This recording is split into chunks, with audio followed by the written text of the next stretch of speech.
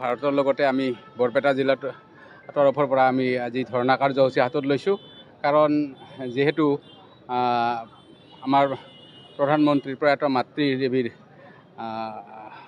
তেওঁক অনুসৰণ কৰি অশালীন মন্তব্য ৰাহুল গান্ধীয়ে কৰিছে আৰু ৰাহুল গান্ধীয়ে কৰা মানে কংগ্ৰেছ দলে কৰিছে আৰু মাতৃ সমাজক অপমান কৰা তাতকৈ আৰু বেছি দুখজনক যে তেখেতে স্বৰ্গগামী হৈছে। স্বৰ্গগামী হোৱা মাতৃক এনেকৈ অশালীন মন্তব্য কৰাটো আচলতে সভ্য সংস্কৃতিত কেতিয়াও নপৰে আৰু বিশেষকৈ সনাতনী ধৰ্মৰ ক্ষেত্ৰত এইটো একেবাৰে নিষিদ্ধ।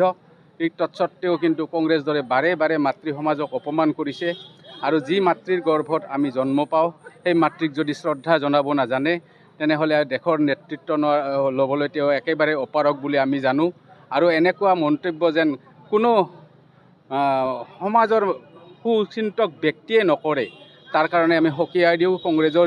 কংগ্ৰেছক আমিতো বিশেষভাৱে সকীয়াই দিওঁ, কাৰণ আমি জানো যে যিজন মাতৃয়ে দেশৰ প্ৰধানমন্ত্ৰীৰ দৰে এজন ব্যক্তিক জন্ম দিছে আৰু সেই মাতৃজনী ইতিপূৰ্বেই স্বৰ্গগামী হৈছে, তেখেতৰ এতিয়াও পিছ এৰি দিয়া নাই। আৰু তেখেতে কি ধৰণে প্ৰধানমন্ত্ৰী নৰেন্দ্ৰ মোদী ডাঙৰীয়াহঁতক ডাঙৰ দীঘল কৰিছিলে, ইমানখিনি জনাৰ পিছতো তেনেকুৱা মন্তব্য কৰাটো আচলতে একেবাৰে লজ্জাজনক। আৰু এনেকুৱা মন্তব্য তেওঁলোকে বাৰে বাৰে কৰি আহি আছে। তেওঁলোকৰ পুৰণা কংগ্ৰেছৰ নেতাবোৰেও কৰিছে, পূৰ্বতেও কৰিছে আৰু সংসদতো তেনেকুৱা মন্তব্য বহুবাৰে কৰিছে যে তেওঁলোকৰ এটা মানে কালচাৰ হৈ পৰিছে যে আচলতে মাতৃ সমাজক তেওঁলোকে বাৰে বাৰে অপমান কৰি আহিছে। এনেকুৱা অপমান কাৰো লগতে নহওক। আমাৰ মানুহকো আমি এইখিনি নীতি শিক্ষা দিব বিচাৰোঁ যেন আমাৰ ভাৰতীয় জনতা পাৰ্টি মানে আমি ভাৰতৰ নাগৰিক, ভাৰতীয় নাগৰিকে কেতিয়াও এনেহেন অশালীন মন্তব্য মাতৃৰ ক্ষেত্ৰত যেন নকৰে।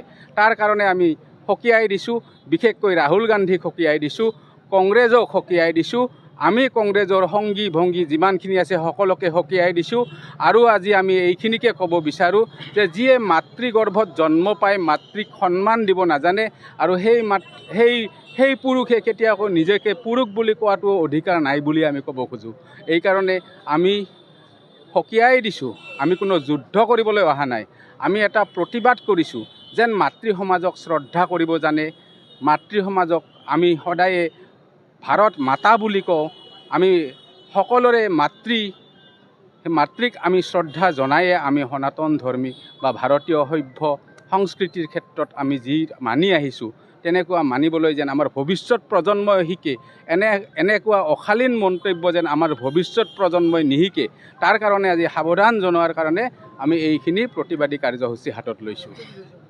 ৰাজ্যজুৰি বুলিয়ে নহয়, গোটেই ভাৰতবৰ্ষ ধৰিয়ে এনেকুৱা কাৰ্যসূচী হাতত লৈছে। যোৱাকালি হৈছে আৰু আজি হৈছে, এইখিনি ক'বলগীয়া।